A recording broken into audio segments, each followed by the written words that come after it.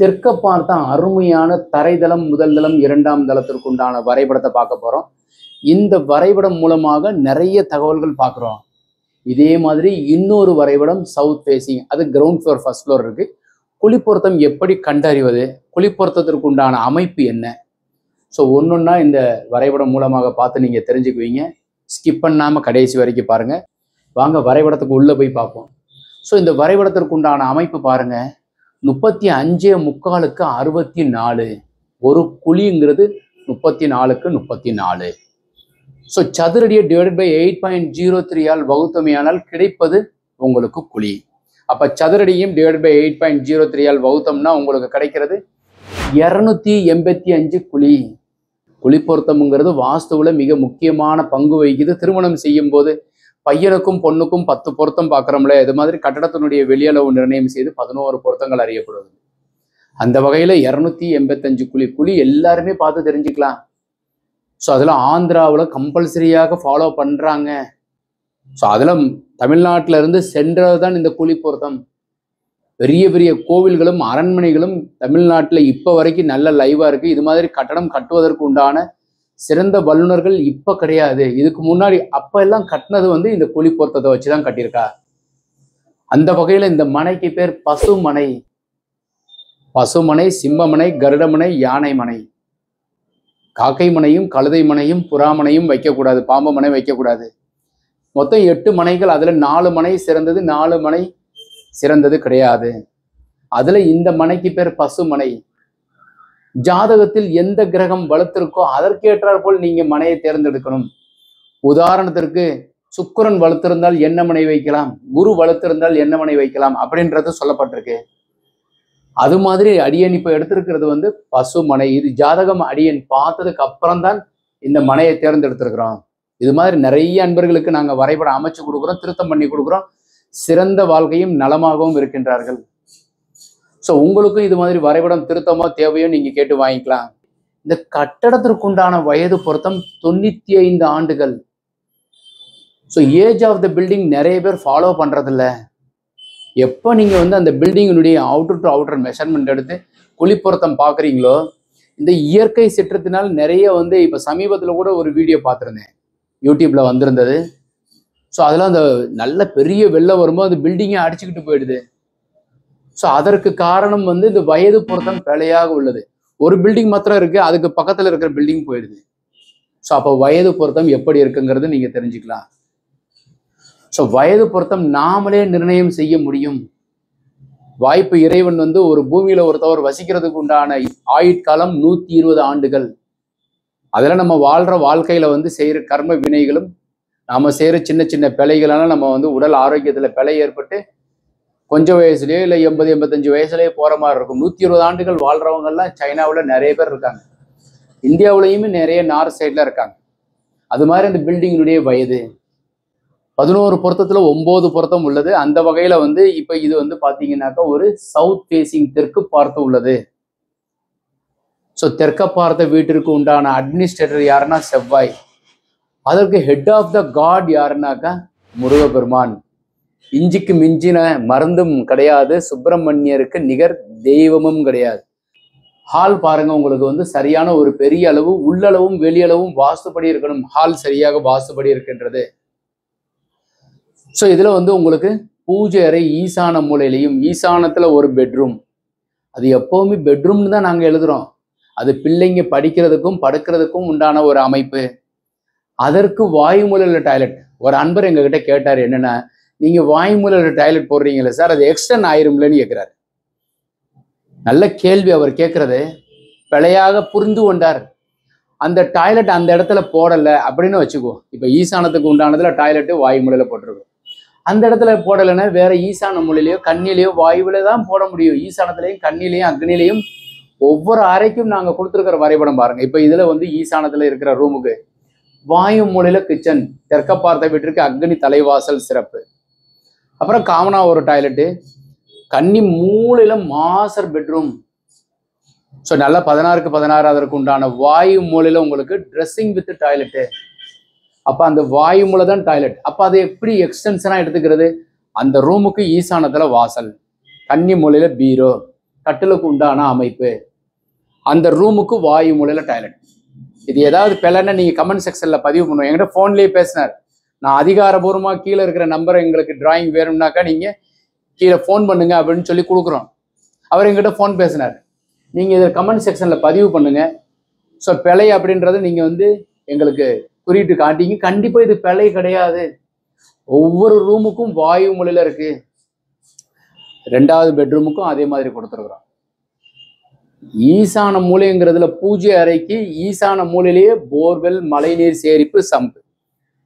கோவில்கள்ல பாத்தீங்கன்னா நிறைய கோவில்கள்ல வந்து அந்த கோவிலுக்கு நேர் எதிர்ப்புறத்துல கிழக்கு பகுதியில குளம் இருக்கும். திருநள்ளாறுல இன்னைக்கு இருக்கு. எல்லா ஊர்கள்லயும் எல்லா பிரசித்தி பெற்ற கோவில்கள் எல்லாத்துலயுமே இருக்கு. ஒரு சில இடத்துல ஈசானியத்துல இருக்கும். திருப்பதியில ஈசானியத்துல இருக்கு. அது மாதிரி உங்க பூஜை அறைக்கு கிழக்கு பகுதியில நீங்க இது மாதிரி போர்வெல் அமைச்சுக்கோங்க. வாயு மூலையில செப்டி டேங்க்கும், கன்னி மூலையில மொட்டை மாடியில உயரமா வாட்டர் டேங்க் வைங்க. ஒரு பகுதி வந்து பிளாட்டுக்கு உண்டான ஒரு பகுதி ஈசான மூலை நின்று இருக்கு, ஒரு பகுதி குறை இருந்தாலும் ஈசானம் சுத்தமாக போர் அமைக்கும் போது இதனுடைய தோஷம் எல்லாம் அடிபட்டு போகும். இப்ப முதல் மாடியை நம்ம பார்ப்போம் வாங்க. இது கோயம்புத்தூர்ல கட்டுற ஒரு வீட்டுக்கு உண்டான அமைப்பு. முதல் மாடியில பாருங்க. ஸோ அக்னிக்கும் கன்னிக்கும் நடுவுல தான் உங்களுக்கு மாடிப்படி அமைச்சிருக்கிறோம். தரைதளத்துல ஒரு 3 கார் நிப்பாட்டி இருக்கிறோம். அது அக்னியில தான். தலைவாசல் அக்னி மூலையில் வைத்தால் பொன்முட்டை சேரும். தெற்க பார்த்த வீட்டிற்கு மேல போயிட்டு 2 வீடுமே கிழக்கு வாசலா வச்சுட்டோம். ரிஷவராசியா ஒரு வீட்டுக்காரரு, இவங்க மேஷராசி. அதனால ஃபர்ஸ்ட் ஃப்ளோர் போயிட்டு 2 கிழக்கு வாசல் வச்சிருக்கிறோம். ஸோ அதுல முதல் வீட்டுக்கு ஈசானத்துல ஒரு பெரிய ஹாலு, 2 பெட்ரூமு, அக்னியில கிச்சன். அதே பின்னாடி இருக்கிற வீட்டுக்கும் அதே மாதிரி 2 பெட்ரூம், கன்னியில ஒரு பெட்ரூம், வாயுவில் ஒரு பெட்ரூம். ஹால் உங்களுக்கு நல்ல பெரிய அளவுல உச்சஸ்தானத்துல வாசல். நடபாதையா போயிட்டு நம்ம உள்ள போறோம், பால்கனி மாதிரி கொடுத்து. ஸோ இது ஃபர்ஸ்ட் ஃப்ளோருக்கு உண்டான அமைப்பு. இதுல வந்து ஹாலனுடைய கன்னி மூலை சார்ந்ததுலேயே பூஜை கபோர்டா கொடுக்குறோம். கிரவுண்ட் ஃப்ளோர்ல பூஜை ரூமா கொடுத்தோம், ஃபர்ஸ்ட் ஃப்ளோர்ல பூஜை கபோர்டா கொடுக்குறோம். ஸோ இப்போ 2வது மாடி பார்ப்போம் வாங்க. 2வது மாடியும் முதல் மாடி எப்படி இருக்கின்றதோ அதே அமைப்புல தான் அமைச்சிருக்கிறோம். அதுல என்ன, ground floor, first floor, second floor. மேல போக போக போக வந்து தெய்வ சக்திகள் அதிகமாக நிரம்பி இருக்குமா. இது வெளிநாட்டுல எல்லாம் நம்புறது வந்து பூஜை அறை மேல் மாடியில தான் வைக்கிறாங்க. ஸோ அந்த வகையில இந்த வீட்டிற்கு உண்டான அமைப்புல வந்து செகண்ட் ஃப்ளோர் வந்து நல்ல எனர்ஜெட்டிக் பாயிண்ட், ஏர் சர்க்குலேஷன் நல்லா இருக்கும். ஸோ இப்போ வந்து ஃபர்ஸ்ட் ஃப்ளோருக்கு உண்டான அமைப்புல தான் செகண்ட் ஃப்ளோர் இருக்கு. செகண்ட் ஃப்ளோருக்கு மேலே போயிட்டு மொட்டை மாடியில டாப் டெரஸ்ல கன்னி மூலையில வாட்டர் டேங்க் வைக்கிறோம். இப்போ ஒரு பிளான் நம்ம பார்த்துருக்குறோம். இன்னொரு பிளான் பார்ப்போம் வாங்க. 32க்கு 42 அடி 4.5 அங்குலம் 169 குழி கருடமனை பொருள் சேர்ப்பதற்கு உண்டான அமைப்பு. பார்த்தது பசுமனை. ரெட்டை ஆண் குழந்தை வேணுமா, பசுமனை வச்சுக்கோங்க. குழந்தை பாக்கியம் வேணும், குழந்தைகள் நல்லா இருக்கணும், ஆரோக்கியமா இருக்கணும், விராலிமலை முருகன்களை போய் இப்போ தரிசனம் பண்ணிட்டு வர்றது. ஸோ வீடு கட்டுவதில் எந்த பிழையும் இல்லாமல் இருக்கணுமா, பசுமனை வச்சு கட்டுங்க. கருடமனை யார் வச்சு கட்டலாம், பொருள் சேர்க்கை. திசை ஒரு வசதியான திசையாகிய ராகு திசையோ சுக்கிர திசையோ அதற்கு நிகரான ஒரு ஜாதக அமைப்பில் இருந்தால் நீங்க அழகாக கருடமனை வைத்துக் கொள்ளலாம். ஸோ இதை நாங்கள் மனையை வந்து தேர்ந்தெடுக்கிறது வந்து எங்கள் அலுவலகத்தில் வரைபடம் எல்லாருமே போடலாம். இந்த குழியினுடைய அளவு மாத்திரம் அடியேன் தான் நிர்ணயம் செய்கின்றேன். இறைவன் அதன் வாய்ப்பை எனக்கு கொடுத்துருக்கிறாரு. ஸோ ஜாதகம் பார்த்து குழியினுடைய அளவு நிர்ணயம் செய்கின்றோம். ஸோ அதில் கருடமனை அதே மாதிரி வயது பொறுத்தான் 63 ஆண்டுகள். ஒரே இடத்துலயே 2 அமைப்பு, 2மே தெற்க பார்த்த வீடு. ஸோ வாயுவுல கிச்சன் இருக்கு. ஈசான மூலையில போர்வெல்லும் மழைநீர் சேகரிப்பும் சம்பும் அமையப்பட்டிருக்கு. இந்த பிளாட்டுக்கு உண்டான அமைப்பு 2 பிளாட் பார்த்துருக்கோம். முதல் பிளாட் வந்து பார்த்தப்ப ஈசானம் குறை. இந்த பிளாட்டு பாருங்க, ஈசான மூலை வளர்ச்சி வசத்தி. ஈசானம் யாருக்கெல்லாம் வளர்ந்துருக்கோ ஆண் வாரிசு உண்டு, குழந்தை பாக்கியம் உண்டு, செல்வ வளர்ச்சி உண்டு. ஸோ அதுல ஈசான மூலையிலேயே வரிசைய வாசல்களா வந்துருது. அக்னி மூலைக்கு உண்டானவர் யாரு, சுக்கிரன். ஈசான மூலைக்கு உண்டானவர் யாரு, குரு பகவான். ஸோ சுக்கிரன் உச்சம் பெறும் வீடு எது, குருவனுடைய வீடு. மீனத்துல வந்து சுக்கிரன் உச்சம் குருவனுடைய வீட்டுல. அதனால தான் பாருங்க 2க்குமே ஒரு நேர்கோட்டில் ஸ்ட்ரைட்டா சேரும். சூட்சமம் எப்படி அமைஞ்சிருக்கு பாருங்க. ஸோ அதனால வந்து இந்த வீட்டுக்கு உண்டானதுல வெராண்டா, அதுக்கப்புறம் வந்து ஹாலு, கன்னி மூலை பெட்ரூம். இந்த சேம் தான் வந்து இங்கிட்டு ப்ளூ கலர்ல இருக்கிற வீட்டுக்கு உண்டான அமைப்பு இதே தான், மஞ்சளும் ப்ளூவும். ஸோ கன்னி மூலையில் பெட்ரூமு, ஈசாண்டியத்தில் வந்து ஒரு ரூமு, வாயுவில் கிச்சன், டாய்லெட் இந்த மாதிரி அமையப்பட்டிருக்கு. இதே மேல் மாடியில் முதல் மாடியில் கொஞ்சம் குறைச்சி வச்சு கட்டியிருக்கிறோம். அதை பார்ப்போம் வாங்க. மாடிப்படி அப்படியே ஏறி மேலே வர்றோம்.